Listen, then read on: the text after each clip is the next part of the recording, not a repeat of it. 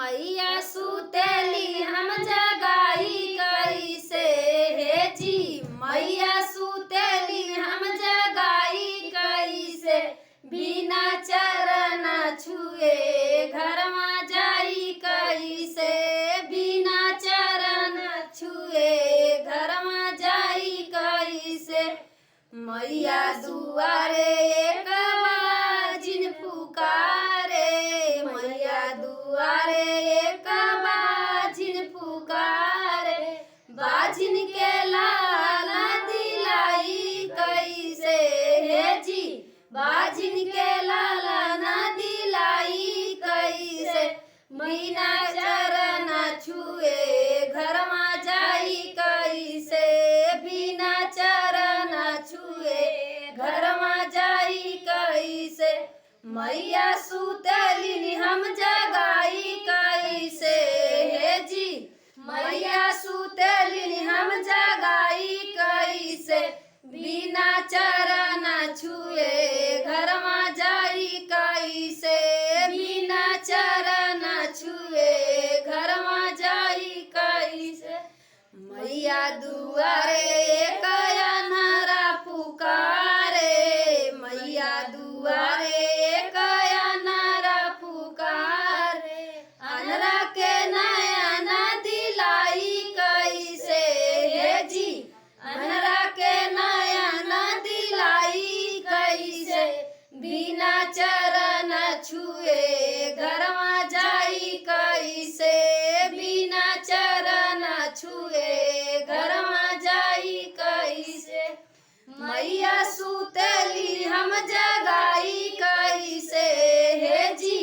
मैया सुतली हम जगाई कैसे, बिना चरण छुए घर में जाई कैसे, बिना चरण छुए घर में जाई कैसे। मैया दुआरे एक लंगड़ा पुकारे, मैया दुआरे एक लंगड़ा पुकारे, लंगड़ा को पैर दिलाई कैसे हे जी। लंगड़ा को पैर दिलाई कैसे, बिना चरण छुए घर में जाई कैसे, बिना चरण छुए घर में जाई कैसे। मैया सुतली हम जगाई कैसे हे जी। मैया सुतली हम जगाई कैसे, बिना चरण छुए घर में जाई कैसे, बिना चरण छुए घर में जाई कैसे।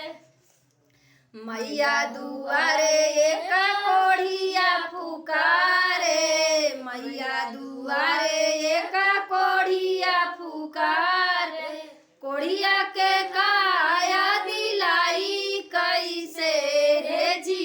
कोढ़िया के काया दिलाई कैसे, बिना चरण छुए घर में जाई कैसे, बिना चरण छुए घर में जाई कैसे। मैया सुतली हम जगाई कैसे हे जी। मैया सुतली हम जगाई कैसे, बिना चरण छुए घर में जाई कैसे, बिना चरण छुए घर में जाई कैसे। मैया दुआरे एक बालक पुकारे, मैया दुआरे एक बालक पुकारे, बालक को विद्या दिलाई कैसे हे जी। बालक को विद्या दिलाई कैसे, बिना चरण छुए घर में जाई कैसे, बिना चरण छुए घर में जाई कैसे। मैया सुतली हम जगाई कैसे हे जी। मैया सुतली हम जगाई कैसे, बिना चरण छुए घर में जाई कैसे, बिना चरण छुए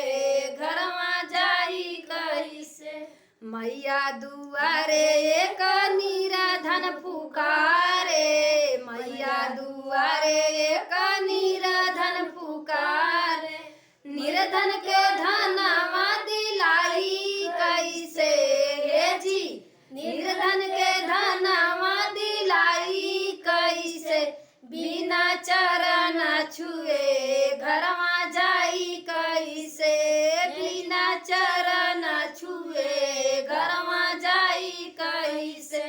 मैया दुआरे एक कन्या पुकारे, मैया दुआरे एक कन्या पुकारे, कन्या के बरवा दिलाई कैसे हे जी, कन्या के बरवा दिलाई कैसे, बिना चरण छुए घरवा जाई कैसे, बिना चरण छुए घरवा जाई कैसे।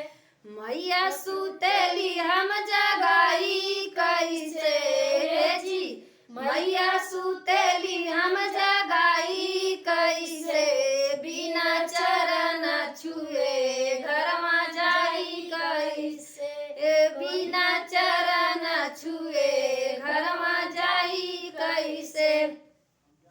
हाय गाइस, ये देखो देवी माँ का मंदिर है कि मंदिर में गा गई।